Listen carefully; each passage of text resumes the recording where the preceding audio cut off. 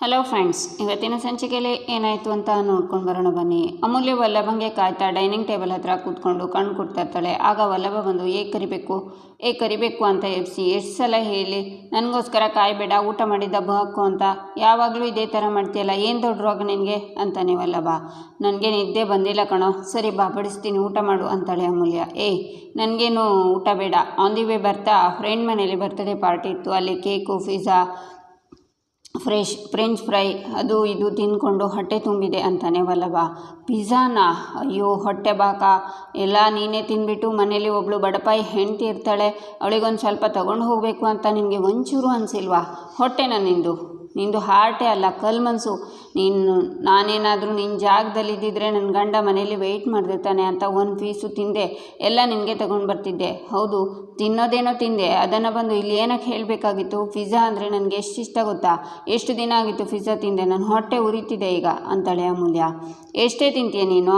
Night ಚೆನ್ನಾಗಿ ಊಟ ಮಾಡಿದ್ದೆ ತಾನೆ, ಪಿಜ್ಜಾನೂ ಬೇಕಾ? ಈಗಾಗಲೇ ನಿಮ್ಮ ಅಪ್ಪ ಅರ್ಧ ಕೆಜಿ ಅನ್ನಕ್ಕೆ ಅರ್ಧ ಲೀಟ್ರ್ ತುಪ್ಪ ಹಾಕಿ ಈ ಥರ ಬೆಳೆಸಿದ್ದಾನೆ. ಇನ್ನು ಪಿಜ್ಜಾನೂ ತಿಂದುಬಿಟ್ರೆ ನಮ್ಮನೆ ಬಾಗಿಲನ್ನು ಒಡಿಸಿ ಇನ್ನೂ ದೊಡ್ಡ ಬಾಗಿಲು ಮಾಡಬೇಕಾಗುತ್ತೆ ನೀನು ಓಡಾಡೋಕ್ಕೆ ಅಂತಾನೆ ವಲ್ಲಭ. ಬೇಡ ಕಾಡುಬಪ್ಪ, ಮಾತು ಎಲ್ಲಿಂದನೂ ಎಲ್ಲಿಗೋ ಹೋಗ್ತಿದೆ, ಈಗ ಸುಮ್ಮನೆ ಇದ್ರೆ ಸರಿ ಅಂತಾಳೆ ಅಮೂಲ್ಯ. ಆದರೂ ನಾನು ತಿಂದಿದ್ದ ಪಿಜ್ಜಾ ಅಂತೂ ಸಖತ್ತಾಗಿತ್ತು, ಎಕ್ಸ್ಟ್ರಾ ಸ್ಪೈಸಿ, ಆಹಾ ಯಮ್ಮಿ ಆಗಿತ್ತು ಅಂತಾನೆ ವಲ್ಲಭ. ಸುಮ್ಮನಿರೋ, ಎಷ್ಟೋ ಹೊಟ್ಟೆ ಉರಿಸ್ತೀಯಾ? ನಾನು ಹಾಕೋ ಶಾಪಕ್ಕೆ ನಿನ್ನ ಹೊಟ್ಟೆ ಕೆಟ್ಟು ಬೇದಿ ಕಿತ್ಕೊಂಡು ಬರಬೇಕು ಅಂತಾಳೆ ಅಮೂಲ್ಯ. ಕೋತಿ, ಶಾಪ ವಾಪಸ್ ತಗೋ, ನಿನಗೂ ಪಿಜ್ಜಾ ತಂದಿದ್ದೀನಿ ಅಂತ ತೆಗಿತಾನೆ ವಲ್ಲಭ. ಹಾಂ ಅಂತಾಳೆ ಅಮೂಲ್ಯ. ಏನೇ ಹಾಗೆ ನೋಡ್ತಿದ್ಯಾ? ಮೊದಲೇ ನಿನಗೆ ಬರೀ ಊಟ ಅಂದರೆ ಅಷ್ಟೇ ಇಷ್ಟಪಟ್ಟು ತಿಂತೀಯಾ, ಪಿಜ್ಜಾ ಅಂದರೆ ಬಕಾಸುರಿನೇ ಆಗಿ ಹೋಗ್ತೀಯಾ, ಅದಕ್ಕೆ ತೊಗೊಂಡು ಬಂದೆ ಅಂತಾನೆ ವಲ್ಲಭ. ನನಗೆ ಬೇಡ ಕಣೋ ಅಂತಾಳೆ ಅಮೂಲ್ಯ.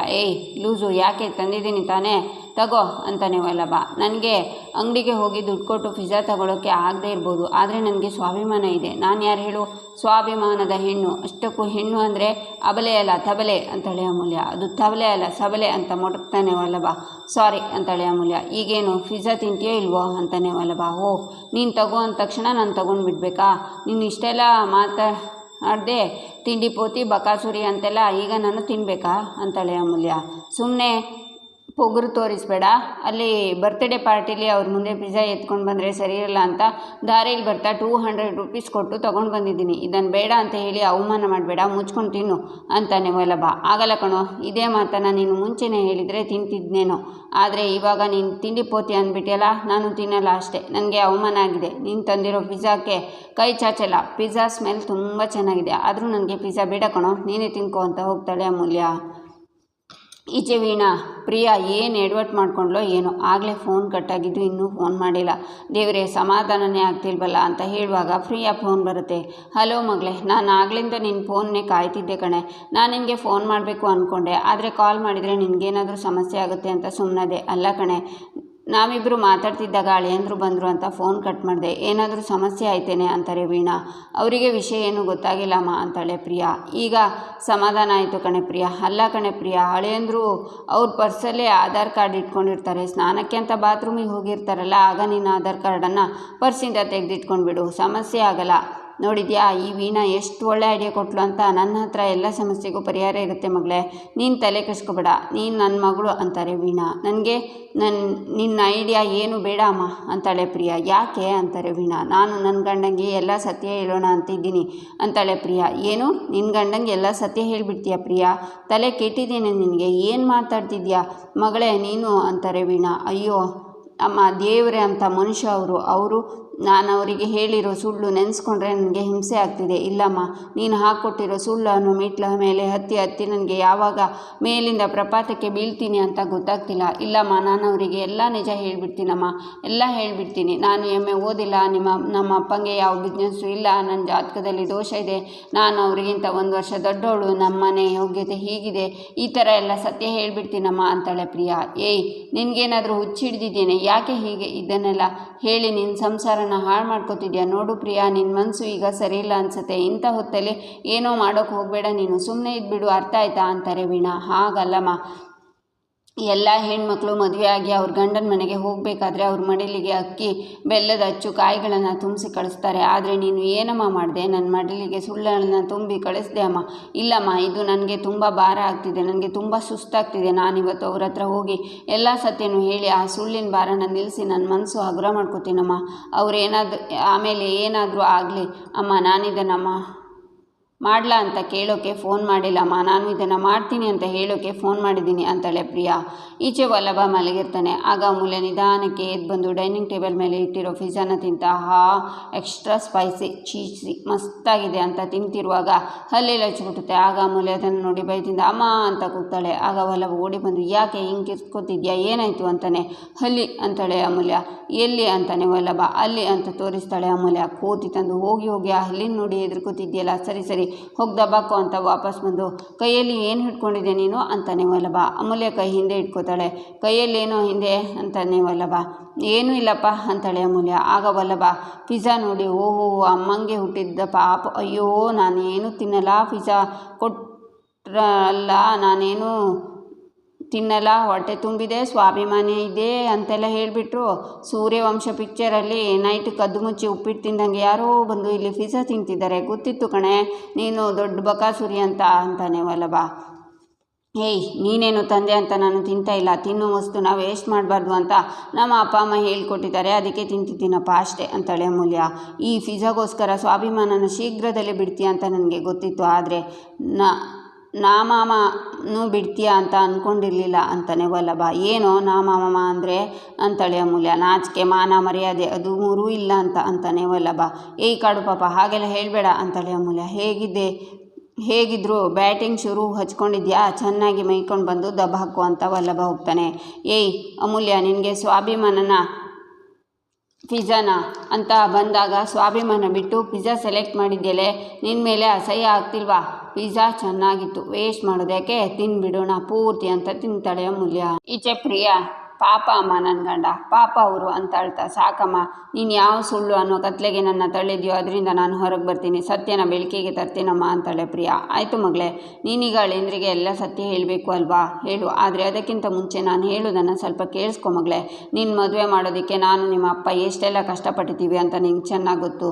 ನೀನು ಓದಿರಲಿಲ್ಲ, ನಿನ್ನ ಜಾತಕ ಸರಿ ಇರಲಿಲ್ಲ, ನಿಮ್ಮ ಅಪ್ಪಂಗೆ ಕೆಲಸ ಇರಲಿಲ್ಲ, ಊರು ತುಂಬ ಸಾಲ ಮಾಡ್ಕೊಂಡಿದ್ರು. ಹೀಗಿರುವಾಗ ಬರೋ ಯಾವ ಗಂಡು ನಿನ್ನ ಒಪ್ತಾ ಇರಲಿಲ್ಲ ಕಣೆ, ಅದಕ್ಕೆ 1000 ಸುಳ್ಳು ಹೇಳಾದರೂ ಮದುವೆ ಮಾಡಬೇಕು ಅಂತ, ನಿನ್ನ ಜೀವನ ಚೆನ್ನಾಗಿರಲಿ ಅಂತ ಈ ಮದುವೆ ಮಾಡಿದ್ವಿ, ಬಿಟ್ಟರೆ ಬೇರೆ ಯಾರಿಗೂ ಸುಳ್ಳು ಹೇಳಬೇಕು ಅನ್ನೋ ಉದ್ದೇಶ ಅಲ್ಲ ಕಣೆ. ನೋಡು ಮಗಳೇ, ಈಗ ನೀನು ಈ ವಿಷಯನ ನಿನ್ನ ಗಂಡನ ಹತ್ರ ಹೇಳಿದರೆ ಅವ್ರು ಸುಮ್ಮನೆ ಇರ್ತಾರ?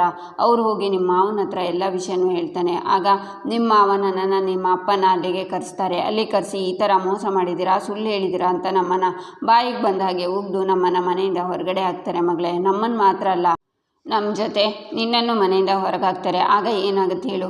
ನೀನು ಗಂಡನ ಮನೆ ಬಿಟ್ಟು ತವ್ರ ಮನೆಗೆ ಬಂದು ಕೂತ್ಕೋತೀಯ. ನೋಡೆ, ಜನ ಎಲ್ಲ ಮದುವೆ ಆದ ಸ್ವಲ್ಪ ದಿವಸಕ್ಕೆ ಈ ಹುಡುಗಿ ಗಂಡನ ಮನೆಗೆ ಬಿಟ್ಟು ತವ್ರ ಮನೆಗೆ ಬಂದು ಕೂತ್ಕೊಂಡ್ಬಿಟ್ಲು, ಗಂಡನ ಬಿಟ್ಕೊಂಡ್ಲು ಅಂತ ಆಡ್ಕೊಳ್ಳೋಕ್ಕೆ ಶುರು ಮಾಡ್ತಾರೆ ಮಗಳೇ.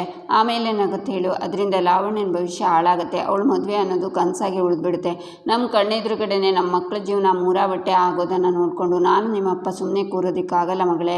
ಆ ಕ್ಷಣವೇ ನಾವಿಬ್ಬರು ನೇಣು ಹಾಕ್ಕೊಂಡು ಸತ್ತೋಗ್ತೀವಿ. ನೀನೇನು ನಮ್ಮ ಬಗ್ಗೆ ಯೋಚನೆ ಮಾಡಬೇಡ್ವೆ, ನೀನು ಸತ್ಯ ಹೇಳಬೇಕು ಅಲ್ವಾ? ಹೋಗಮ್ಮ, ನೀನು ಹೋಗಿ ಸತ್ಯ ಹೇಳು. ನಾನು ನಿಮ್ಮಪ್ಪ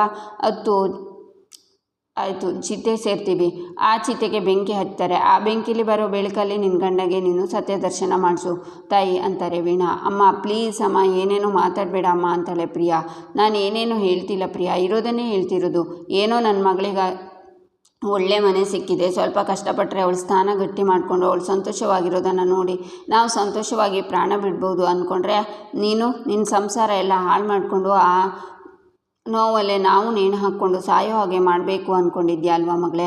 ಆಯ್ತಮ್ಮ, ನೀನು ನಿನ್ನ ಮನಸ್ಸಿಗೆ ಬಂದಾಗ ಮಾಡು, ನಾನು ಯಾವುದಕ್ಕೂ ಅಡ್ಡ ಬರಲ್ಲ ತಾಯಿ ಅಂತಾರೆ ವೀಣಾ. ಆಯಿತು, ನಾನು ಸತ್ಯ ಹೇಳಲ್ಲ ಅಂತ ಜೋರಾಗಿ ಕೂಗ್ತಾಳೆ ಪ್ರಿಯಾ.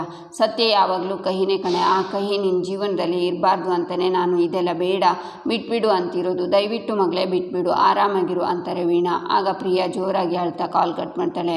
ಈಚೆ ಸೂರ್ಯಕಾಂತ್ ಮನೆಗೆ ಕಲಾವತಿ ಅಣ್ಣ ಬರ್ತಾರೆ. ಬನ್ನಿ ಕೂತ್ಕೊಳ್ಳಿ ಅಂತಾರೆ ಇಂದಿರಾ. ನಾಗೇಶ್ ಹೇಗಿದ್ದೀರಿ ಅಂತಾರೆ ಸೂರ್ಯಕಾಂತ್.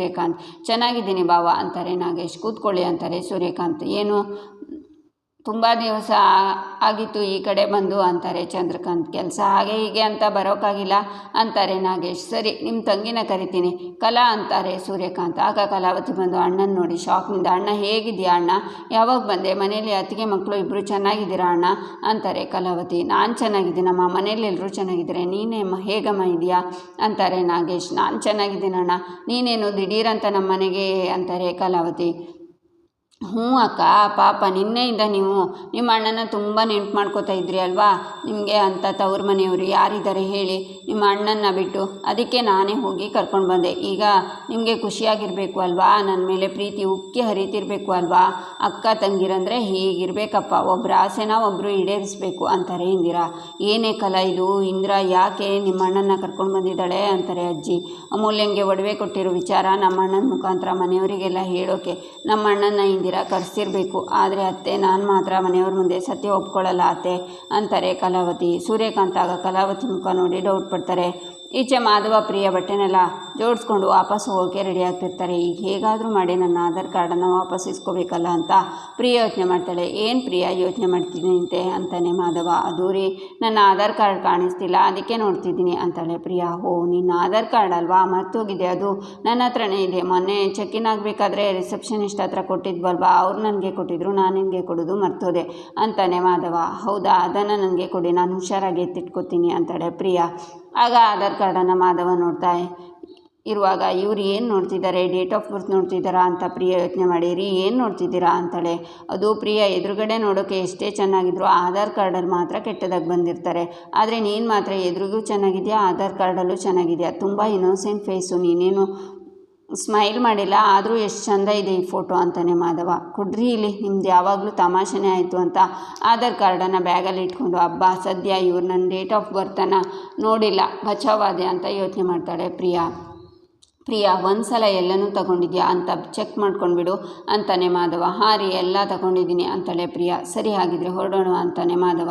ಹಾಂ ರೀ ಅಂತಾಳೆ ಪ್ರಿಯಾ. ಈಚೆ ಸೂರ್ಯಕಾಂತ್ ಮನೆಯಲ್ಲಿ ನಾಗೇಶ್ ಜೊತೆ ಊಟಕ್ಕೆ ಕೂತಿರ್ತಾರೆ. ಸಂಕೋಚ ಪಡ್ಕೋಬೇಡಿ ನಾಗೇಶ್, ಆರಾಮಾಗಿ ಊಟ ಮಾಡಿ ಅಂತಾರೆ ಸೂರ್ಯಕಾಂತ್. ಸರಿ ಬಾವ ಅಂತಾರೆ ನಾಗೇಶ್. ಅಂದಹಾಗೆ ನಮ್ಮ ಶ್ರೀಕಂಠಗೆ ಹೆಣ್ಣು ನೋಡಿದ್ದೀವಿ, ಸಂಬಂಧನೂ ಓಕೆ ಆಗಿದೆ, ಸದ್ಯದಲ್ಲೇ ಹೂಮೂಡಿಸೋ ಶಾಸ್ತ್ರ ಇದೆ, ಫೋನ್ ಮಾಡ್ತೀವಿ, ನೀವು ಅಕ್ಕ ಮತ್ತು ಮಗ ಮಗಳು ಎಲ್ಲರೂ ಬರಬೇಕು, ಆಮೇಲೆ ಮದುವೆಗೆ ನೇರವಾಗಿ ಬಂದು ಮನೆಗೆ ಕಾರ್ಡ್ ಕೊಡ್ತೀನಿ ಆಯಿತಾ ಅಂತಾರೆ ಚಂದ್ರಕಾಂತ್. ಖಂಡಿತ ಚಂದ್ರವರೇ, ಅಮೂಲ್ಯ ಮದುವೆಗೆ ಬರೋಣ ಅಂತ ಹೊರಟಿದ್ವಿ ಅಷ್ಟರಲ್ಲಿ ಅಂತಾರೆ ನಾಗೇಶ್. ಅದ್ರ ಬಗ್ಗೆ ಈಗ ಯಾಕೆ ಮಾತು, ಬಿಡಿ ಊಟ ಮಾಡಿ ಅಂತಾರೆ ಚಂದ್ರಕಾಂತ್. ಮತ್ತು ನಿಮ್ಮ ಬಿಸ್ನೆಸ್ಸು ಅಲ್ಲಿ ತುಂಬ ಲಾಸ್ ಆಗಿದೆ ಅಂತ ಕೇಳ್ಪಟ್ವಿ ಅಂತಾಳೆ ಇಂದಿರಾ. ಲಾಸಾ? ನಾನು ಬಿಸ್ನೆಸ್ ಶುರು ಮಾಡಿದಾಗಿಂದ ಲಾಸ್ ಅನ್ನೋ ಮಾತೇ ಇಲ್ಲಮ್ಮ ಅಂತಾರೆ ನಾಗೇಶ್. ಅಣ್ಣ, ನಮ್ಮ ಹತ್ರ ನಿಮಗೆ ಏನಣ್ಣ ಸಂಕೋಚ, ನಾನೇ ಕೇಳ್ಪಟ್ಟಿದ್ದೀನಿ 2 ತಿಂಗಳಿಂದ ನೀವು ತುಂಬ ಲಾಸಲ್ಲಿದ್ದೀರಾ ಅಂತ. ನಿಮಗೆ ದುಡ್ಡಿನ ಸಹಾಯ ಬೇಕಿದ್ರೆ ನಮ್ಮನ್ನು ಕೇಳಿ ಅಣ್ಣ, ನಮ್ಮಲ್ಲೇ ಏನು ಮುಚ್ಚುಮರೆ ಅಂತಾರೆ ಇಂದಿರಾ. ಅಣ್ಣ ಊಟ ಮಾಡ್ತಿದ್ದಾರಲ್ವ, ಈಗಾಕ ವಿಷಯ, ನೀವು ಊಟ ಮಾಡಿ ಅಣ್ಣ ಅಂತಾರೆ ಕಲಾವತಿ. ಈಗ್ಯಾಕೆ ವಿಷಯ ಅಂದರೆ ಹೇಗಕ್ಕ, ನಮ್ಮ ಅಣ್ಣ ಬೇರೆ ಅಣ್ಣ, ನಿಮ್ಮ ಅಣ್ಣ ಬೇರೆ ಅಲ್ಲ, ಅವರಿಗೆ ಒಂದು ಸಮಸ್ಯೆ ಅಂತ ಬಂದಾಗ ನಮ್ಮ ಹತ್ರ ಹೇಳಬೇಕಲ್ವಾ ಅಣ್ಣ, ಆದರೂ ನೀವೇನು ಹೇಳೇ ಇಲ್ಲ ನೋಡಿ, ನಿಮ್ಮ ಪಾಲಿಗೆ ನಾವೆಲ್ಲ ಏನು ಸತ್ತೋಗಿದ್ದೀವಾ ಅಂತಾರೆ ಇಂದಿರಾ. ಬಿಡ್ತು ಅನ್ನಮ್ಮ, ನನಗೆ ಆ ಥರ ಪರಿಸ್ಥಿತಿ ಬಂದರೆ ಖಂಡಿತ ಇಲ್ಲೇ ಬಂದು ಸಹಾಯ ಕೇಳ್ತೀನಮ್ಮ, ನನಗಾದರೂ ನನ್ನ ತಂಗಿ ಮನೆಯವ್ರು ಬಿಟ್ಟು ಇನ್ಯಾರಮ್ಮ ಇದ್ದಾರೆ, ಆದರೆ ನನಗೀಗ ಸದ್ಯಕ್ಕೆ ಯಾವ ಲಾಸು ಇಲ್ಲಮ್ಮ, ಎಲ್ಲ ಚೆನ್ನಾಗಿ ನಡೀತಿದೆ ಅಂತಾರೆ ನಾಗೇಶ್. ನೋಡಿ ಇವಾಗಲೂ ನೀವು ನಮ್ಮಿಂದ ವಿಷಯ ಮುಚ್ಚಿಟ್ಟಿದ್ದೀರ ನೋಡಿ, ಅಕ್ಕನ ಹತ್ರ ಫೋನ್ ಮಾಡಿ ನಿಮಗೆ ಒಡವೆ ಇಟ್ಟು ದುಡ್ಡು ಕೊಡು ಅಂತ ಕೇಳೋಕ್ಕಾಗುತ್ತೆ, ಅದೇ ನಿಮ್ಮ ಭಾವನ ಹತ್ರನೋ ಅಥವಾ ನನ್ನ ಗಂಡನ ಹತ್ರನೋ ಕೇಳೋದಕ್ಕೆ ಮುಜುಗರನ, ಕೇಳಿದರೆ ಅವರೇ ಸಹಾಯ ಮಾಡ್ತಿದ್ರಲ್ಲಣ್ಣ ಅಂತಾಳೆ ಇಂದಿರಾ. ಏನು, ನಾನು ಕಲಾಗೆ ಫೋನ್ ಮಾಡಿ ಒಡವೆ ಇಟ್ಟು ದುಡ್ಡು ಕೊಡು ಅಂತ ಕೇಳಿದ್ನ, ಏನಮ್ಮ ಹೇಳ್ತಿದ್ಯಾ ಇಂದಿರಾ ನೀನು ಅಂತಾರೆ ನಾಗೇಶ್. ಹ್ಞೂ ಅಣ್ಣ, ಇದನ್ನು ನಿಮ್ಮ ಅಕ್ಕನೇ ಹೇಳಿದ್ಲು, ನೀವು ಫೋನ್ ಮಾಡಿ ಅಕ್ಕನ ಹತ್ರ ಒಡವೆ ಎಲ್ಲ ಕೇಳಿದ್ರಿ, ಅದಕ್ಕೆ ಅಕ್ಕ ಎಲ್ಲ ಕೊಟ್ಟಿದ್ದಾರೆ ಅಂತ. ಆದರೂ ಈ ಥರ ಒಡವೆ ಎಲ್ಲ ಅಡ ಇಡೋದು ಸ್ವಲ್ಪ ಚೆನ್ನಾಗಿರಲ್ಲ ಅಲ್ವಾ ಅಣ್ಣ, ಆದರೂ ಅಣ್ಣ ಸ್ವಲ್ಪ ದೊಡ್ಡ ಮಟ್ಟಕ್ಕೆ ಲಾಸ್ ಆಯಿತು ಅನ್ನಿ ಅಂತಾಳೆ ಇಂದಿರಾ. ಆಗ ನಾಗೇಶ್ ಶಿಸ್ತಿಯಿಂದ ನಿಂತ್ಕೊಂಡು, ಕಲಾ ಏನಮ್ಮ ಇದೆಲ್ಲ, ಇಂದಿರಾ ಏನು ಹೇಳ್ತಿದ್ದಾರೆ, ನಾನು ನಿನ್ನ ಹತ್ರ ಲಾಸ್ ಆಯಿತು ಅಂತ ಹೇಳಿದ್ನ, ನಿನ್ನ ಹತ್ರ ಒಡವೆ ಇಸ್ಕೊಂಡ ಅಂತಾರೆ ನಾಗೇಶ್. ನಂತರ ಅಲ್ಲಿಂದ ಹೋಗ್ತಾರೆ. ಆಗ ಸೂರ್ಯಕಾಂತ್ ಕಲಾವತಿ ಕೆನ್ನೆಗೆ ಹೊಡೆದು, ಒಡವೆಗಳು ಎಲ್ಲಿ ಹೇಳು ಅಂತಾರೆ. ಕಲಾವತಿ ಒಡವೆನ ಅಮೂಲ್ಯಂಗೆ ಕೊಟ್ಟಿದ್ದಾಳೆ ಸೂರ್ಯ ಅಂತ ಅಜ್ಜಿ ಕೂಗ್ತಾರೆ. ಈಚೆ ಅಮೂಲ್ಯ ಟ್ಯೂಷನ್ ಕೊಡೋ ಮನೆಗೆ ಚಂದ್ರಕಾಂತ್ ಬಂದು ಅವ್ರ ಗಂಡನ ಹತ್ರ ಈ ಫೈಲ್ನಲ್ಲಿ ಲಾಸ್ಟ್ ಪೇಜು ಮಿಸ್ ಆಗಿದೆಯಲ್ಲ ಅಂತಾರೆ. ಆಗ ಅವರು ಅಮೂಲ್ಯನ ತೋರಿಸಿ, ಇವರು ನಮ್ಮ ಮಕ್ಕಳಿಗೆ ಟ್ಯೂಷನ್ ಹೇಳಿಕೊಡೋರು ಅಂತಾರೆ. ನಂತರ ಸೂರ್ಯಕಾಂತ್ ಕಲಾವತಿನ ನಂದನ್ ಮನೆ ಮುಂದೆ ತಳ್ತಾರೆ. ಮನೆಯವರೆಲ್ಲ ಬರ್ತಾರೆ. ಆಗ ಚಂದ್ರಕಾಂತ್ 2,000 ರೂಪಾಯಿಗೆ ಯಾರ್ದೋ ಮನೆಗೆ ಅಮೂಲ್ಯನ ಟ್ಯೂಷನಿಗೆ ಕಳಿಸ್ತಿದ್ದೀರಾ. ದುಡ್ಡಿನ ಆಸೆಗೆ ಬಿದ್ದು ಈ ಮಗನ ನನ್ನ ಅಣ್ಣನ ಮಗಳ ಹಿಂದೆ ಬೀಳು ಹಾಗೆ ಮಾಡಿ ನಮ್ಮನೆ ಒಡವೆನೆಲ್ಲ ದೋಚ್ಕೊಂಡು ಹೋಗಿದ್ಯಾ. ಒಡವೆ ಹುಚ್ಚು ಹೆಚ್ಚಾಗಿ ನಮ್ಮ ಅತ್ತಿಗೆ ಒಡವೆನ 3ನೇ ಸೊಸೆಯಿಂದ ತರಿಸ್ಕೊಂಡು ಅದನ್ನು ನುಂಗಿ ನೀರು ಕುಡ್ಬಿಟ್ಟಿಯಲ್ಲ ಅಂತಾರೆ ಚಂದ್ರಕಾಂತ್. ಇಲ್ಲಿಗೆ ಈ ಸಂಚಿಕೆ ಮುಕ್ತಾಯವಾಗುತ್ತೆ. ಮುಂದಿನ ಸಂಚಿಕೆಗಾಗಿ ನಮ್ಮ ಚಾನಲನ್ನು ನೋಡಿ, ಸಬ್ಸ್ಕ್ರೈಬ್ ಮಾಡಿ, ಲೈಕ್ ಮಾಡಿ, ಸಪೋರ್ಟ್ ಮಾಡೋದನ್ನು ಮರಿಬೇಡಿ.